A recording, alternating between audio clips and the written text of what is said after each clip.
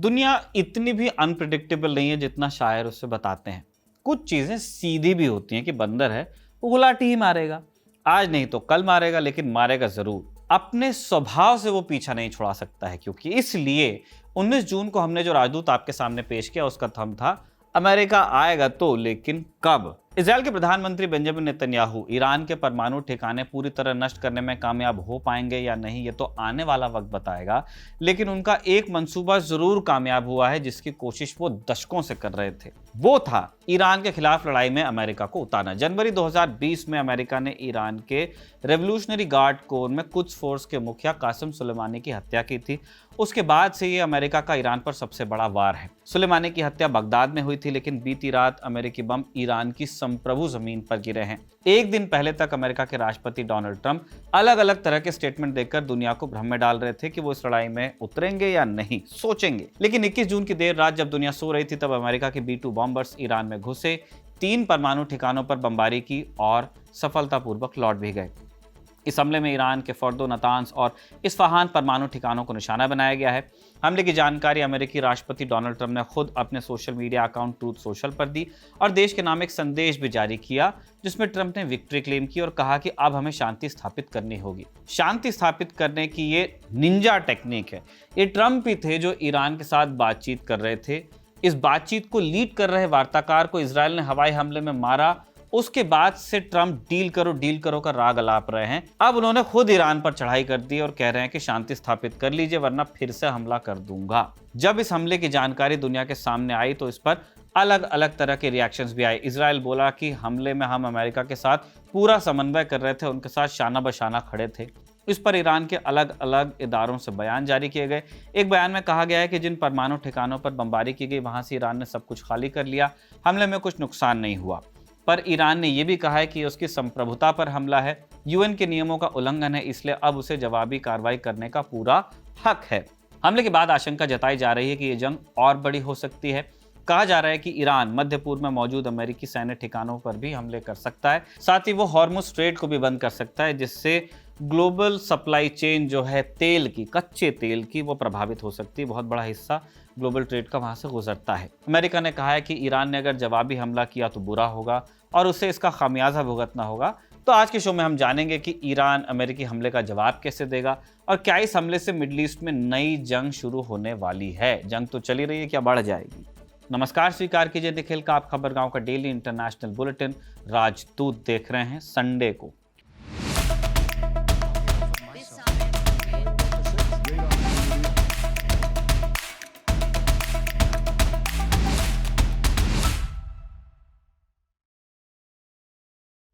हम बड़े दिलचस्प समय में जी रहे हैं। जो सब जानते हैं उसी को कहने से सब बचते हैं, सबसे ज्यादा उसी को कहने से कतराते हैं। जैसे इजराइल एक परमाणु शक्ति वाला देश है। मध्य पूर्व में इस तथ्य से बैलेंस ऑफ पावर उसकी ओर झुका हुआ है और इजराइल ने परमाणु ताकत हासिल की क्योंकि वो उसके अस्तित्व का प्रश्न था। उसके लिए इजराइल ने चोरी की, सीनाजोरी की, दुनिया की राय की परवाह नहीं की, क्योंकि इतिहास बताता है कि परमाणु शक्ति संप्रभुता की सबसे बढ़िया गारंटी है। यूक्रेन वालों से पूछ लीजिए। परमाणु शक्ति पहले अमेरिका ने हासिल की, उसको बैलेंस करने के लिए रूस ने हासिल की। ब्रिटेन और फ्रांस अतीत की महाशक्तियां थे तो उन्होंने भी अपने बम बनाए। चीन ने बम बनाया। भारत को जब लगा कि चीन का बम हमारे लिए समस्या है तो भारत ने बम बनाया। भारतीय न्यूक्लियर प्रोग्राम से पाकिस्तान को डर लगा तो उसने बम बनाया। एक बार फिर से चोरी की, स्मगलिंग की, दुनिया की राय की परवाह नहीं की। बम बनाना चाहता था, बना लिया। पाकिस्तान से बम के राज चुराकर नॉर्थ कोरिया ने बम बना लिया। एक अमेरिका ही है लेकिन इस पूरी लिस्ट में जिसने परमाणु बम का इस्तेमाल किया हो। अमेरिका को छोड़कर किसी ने आज तक किसी पर परमाणु हमला नहीं किया। जिसने बम बनाया कहा कि यह संप्रभुता की रक्षा के लिए है, शांति के लिए। अब ये एक वाजिब सवाल है कि ईरान अगर सिर्फ शांतिपूर्ण इस्तेमाल के लिए न्यूक्लियर ताकत चाहता है तो यूरेनियम को 60% एनरिच क्यों कर रहा है, उसके पास सेंट्रीफ्यूज इतनी बड़ी तादाद में क्यों है। लेकिन जैसे ही हम इन सवालों के बरक्स वो लिस्ट रखते हैं कि किसने किसने बम बनाया और क्यों क्यों बनाया, सवाल की धार कुंद होने लगती है। अमेरिका ने मिडिल ईस्ट में बैलेंस ऑफ पावर हमेशा इजराइल के पक्ष में रखना चाहा। वो अगल बगल के देशों को कोई हथियार बेचता है तो पहले ज्यादा ताकतवर हथियार इजराइल को बेच देता है ताकि इजराइल की सुरक्षा पर आंच ना आए और यही एक कारण है कि जब जब मध्य पूर्व में किसी ने इजरायली न्यूक्लियर हथियारों की काट खोजनी चाहिए, इजरायल ने जाकर बमबारी कर दी और अमेरिका चुप रहा। इस बार इजरायली बमबारी से काम नहीं बना तो अमेरिका ने ही बम गिरा दिया। यह अलग बात है कि अमेरिका के director of national intelligence Tulsi Gabbard और आईएईए के वैज्ञानिक कहते रहे कि ईरान बम बना रहे हों, उसके प्रमाण है ही नहीं। यानी एक बार फिर हम इराक वाली कहानी का दोहराव देख रहे हैं, वेपन्स ऑफ मास डिस्ट्रक्शन वाली। बिना सबूत इजरायल के प्रधानमंत्री बेंजामिन नेतन्याहू 90s से कह रहे हैं कि ईरान परमाणु बम बनाने के करीब है। कभी कहते हैं 1 हफ्ते में बना लेगा, कभी कहते हैं 1 महीने में बना लेगा। इसी तर्क पर सीरिया और इराक के परमाणु ठिकानों पर इजरायल ने बॉम्बिंग की। 12 अब तक ये साबित नहीं हो पाया कि वहां भी किसी तरह के हथियार ही बन रहे थे। लेकिन जैसा जॉर्ज ऑवेल 1984 में लिखते हैं, सत्ता पर पकड़ बनाए रखने के लिए एक अनंत युद्ध की आवश्यकता होती है, एक लड़ाई जो बस हो रही हो। मकसद क्या है, कब खत्म होगी, इससे कोई वास्ता नहीं। नेतन्याहू जो अब तक इन सवालों से बचते आए हैं कि इजरायल पर जो हमले हुए उनमें उनकी अपनी विफलता कितनी थी और जवाबदेही कैसे होगी, वो जानते हैं कि युद्ध के अनंत होने में ही उनकी भलाई है। इसलिए उन्होंने 13 जून को ऑपरेशन राइजिंग लायन शुरू किया। तो उसमें ईरान के परमाणु ठिकानों को निशाना बनाया, मिलिट्री कमांडर्स को निशाना बनाया, वैज्ञानिकों को निशाना बनाया, लेकिन अमेरिका से चल रही बातचीत में ईरान के मुख्य वार्ताकार को भी निशाना बनाया, उसे भी मार डाला। 13 जून को जब इसकी शुरुआत हुई थी तब नेतन्याहू ने कहा था कि हमारा मकसद ईरान की न्यूक्लियर फैसिलिटीज को पूरी तरह नष्ट करना है, पर बिना अमेरिकी मदद के ये कर पाना मुश्किल था। क्यों? इसका जवाब हम राजदूत में पहले भी दे चुके हैं। कॉन्टेक्स्ट के लिए ब्रीफ में आपको आज फिर से बता देते हैं। इजरायल ने पहले ही दिन जिन न्यूक्लियर प्लांट्स पर हमला किया उसमें नतान्स का प्लांट शामिल था। इसका कुछ हिस्सा जमीन में है और कुछ हिस्सा लगभग 60 मीटर जमीन के अंदर। इसकी एनर्जी प्रोडक्शन क्षमता को इजरायल ने नष्ट कर दिया, लेकिन ये पूरी तरह नष्ट नहीं हुआ, या कम से कम इसका प्रमाण नहीं मिला कि ये पूरी तरह ठप हो गया। इजरायल ने 13 जून को फोर्डो वाले प्लांट को भी निशाना बनाया था। इस प्लांट की खासियत यह है कि यह भी जमीन के बहुत अंदर है, ऊपर इसके पहाड़ी है, इसलिए इसे नष्ट करना बहुत मुश्किल है। ये प्लांट आधुनिक है, जमीन के अंदर कई रास्ते बनाए गए हैं ताकि एक रास्ता बंद हो तो दूसरे रास्ते से यहां तक पहुंचा जा सके। इस प्लांट में आईएईए के एक्सपर्ट्स रेगुलर चेकअप्स के लिए नहीं आते हैं, उनको अलाउ नहीं किया जाता। इसी प्लांट के बारे में दावा किया जाता है कि ईरान ने यहाँ लगभग 83.7% एनरिच्ड यूरेनियम रखा हुआ है और परमाणु बम बनाने के लिए जरूरी होता है 90% यूरेनियम, जो एनरिचमेंट का लेवल होता है। इसके अलावा एक तीसरे प्लांट की भी चर्चा होती है जो बहुत खुफिया है और जमीन के बहुत अंदर है। वो प्लांट है कोहे कोलोंग। ये नतान्स के पास पहाड़ियों में मौजूद है। इन प्लांट्स को मुकम्मल तौर पर तबाह करने के लिए इजरायल के पास वो हथियार नहीं था, यानी ऐसे हथियार जो पहले जमीन में पेनिट्रेट करें और अंदर जाकर फटें। लेकिन ऐसे हथियार इजरायल के बेस्ट फ्रेंड अमेरिका के पास हैं। इसलिए नेतन्याहू कई दिनों से अमेरिकी मदद की गुहार लगा रहे थे। अच्छी तरह जानते थे कि वो बिना अमेरिकन हेल्प के ईरान के न्यूक्लियर फैसिलिटीज को तबाह नहीं कर पाएंगे। पिछले हफ्ते ही उन्होंने फॉक्स को इंटरव्यू दिया था। इसमें भी अपनी दिली ख्वाहिश जताई थी कि ट्रंप इस हमले में शामिल हों, और ये ख्वाहिश ट्रंप ने 21 जून की रात पूरी कर दी। इस हमले को अंजाम देने के लिए अमेरिका ने अपने B-2 बॉम्बर्स का इस्तेमाल किया। स्टेल्थ बॉम्बर्स हैं, हजारों किलोग्राम के बंकर बस्टर बॉम्ब्स इन साइट पर गिराए गए। इन बॉम्ब्स को MOP भी कहा जाता है। MOP यानी मैसिव ऑर्डिनेंस पेनिट्रेटर। पेनिट्रेट करना ज़्यादा इंपॉर्टेंट फीचर है इन बॉम्ब्स का, क्योंकि ये गहराई में उतरने के बाद धमाका करते हैं। ये अमेरिका का सबसे ताकतवर बंकर बस्टर बॉम्ब है। इसका वजन लगभग 15,000 किलोग्राम है, 30,000 पाउंड्स वो लोग बोलते हैं। ये सिर्फ तब फटता है जब टारगेट के अंदर गहराई तक उतर जाए। इसका स्टील अलॉय स्ट्रक्चर इतना मजबूत है कि चट्टानों और कंक्रीट की मोटी परतों को आसानी से तोड़ देता है। इस बम को लगभग 50,000 फीट की ऊंचाई से गिराया जाता है और फिर ये GPS और इनर्शियल नेविगेशन सिस्टम की मदद से टारगेट तक पहुंचता है। इस बम के भीतर लगभग 2400 किलो विस्फोटक होता है।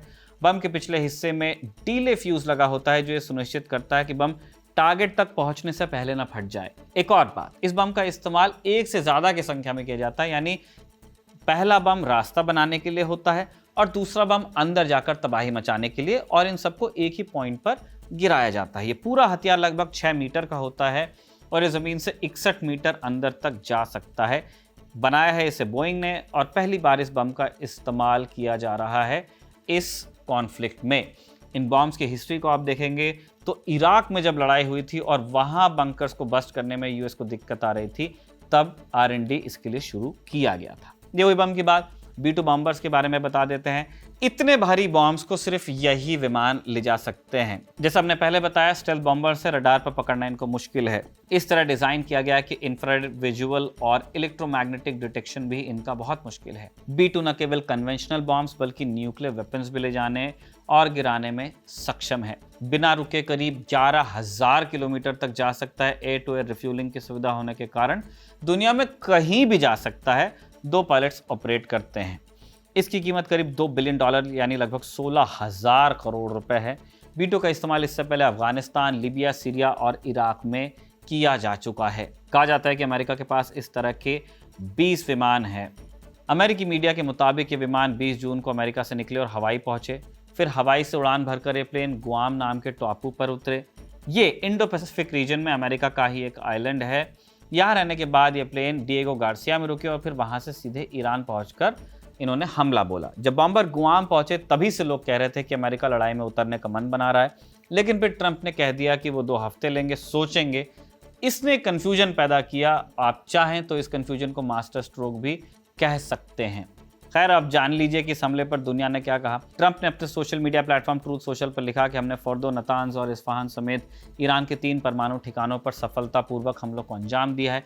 सभी विमान अब ईरान के वायु क्षेत्र से बाहर हैं। ईरान के विदेश मंत्री अब्बास अराक्ची ने अमेरिका पर यूएन चार्टर का उल्लंघन करने का इल्जाम लगाया। उन्होंने सोशल मीडिया एक्स पर पोस्ट किया कि यूएन सिक्योरिटी काउंसिल के स्थायी सदस्य अमेरिका ने ईरान के शांतिपूर्ण परमाणु प्रोग्राम पर हमला करके यूएन चार्टर, अंतर्राष्ट्रीय कानून और एनपीटी का गंभीर उल्लंघन किया है। आज सुबह की घटनाएं क्रूर हैं और उनके दीर्घकालिक परिणाम होंगे। यूएन के हर सदस्य को इस बेहद खतरनाक, अराजक और आपराधिक व्यवहार से चिंतित होना चाहिए। इजरायल के प्रधानमंत्री नेतन्याहू ने कहा कि राष्ट्रपति ट्रंप और मैं अक्सर कहते हैं कि ताकत के जरिए शांति आती है। आज अमेरिका ने ईरान पर बहुत ताकत से हमला किया है। यूएन के सेक्रेटरी जनरल एंटोनियो गुटेरेस ने कहा कि मैं ईरान के खिलाफ अमेरिका के बल प्रयोग से चिंतित हूं। अब इस बात का जोखिम और बढ़ गया कि लड़ाई इस इलाके में और फैल सकती है। चीन, ओमान, कतर, सऊदी अरब ने हमले की निंदा की है और शांति की अपील की है। इराक ने भी चिंता जताई है और अमेरिकी हमले से इलाके में शांति भंग होने की आशंका जताई है। भारत के प्रधानमंत्री ने भी ईरान के राष्ट्रपति से बात की है। भारत की ओर से भी हालात पर चिंता जताई गई है और शांति की अपील की गई है। रूस के विदेश मंत्रालय ने बयान जारी करके कहा है कि आप किसी भी तर्क से किसी देश की संप्रभुता भंग नहीं कर सकते, किसी देश पर मनमर्जी मिसाइल बॉम्ब से हमला नहीं कर सकते। अमेरिका और इजरायल के करीबी देशों ने हमले की निंदा तो नहीं की, लेकिन शांति स्थापित करने की बात जरूर कह दी। इन देशों में Britain, Germany, Italy, EU, France शामिल थे। अमेरिका का डेमोक्रेटिक धड़ा ट्रंप के इस कदम से बहुत नाराज है। वो उन पर देश को युद्ध में झोंकने का इल्जाम लगा रहा है। पीएम मोदी ने ईरान के राष्ट्रपति मसूद पेज़ेश्कियान से फोन पर बात की, स्थिति पर गहरी चिंता व्यक्त की है, शांति की अपील की है। अब आता है लाख रुपए का सवाल कि ईरान क्या कर सकता है। मुख्य तौर पर 2 ऑप्शन है ईरान के पास। पहला, मिडिल ईस्ट में मौजूद अमेरिकी ठिकानों पर हमला। मौजूदा वक्त में अमेरिका के पास इलाके में 19 से ज्यादा छोटे बड़े मिलिट्री बेसेस हैं। इनमें 8 बड़े और परमानेंट बेसेस हैं।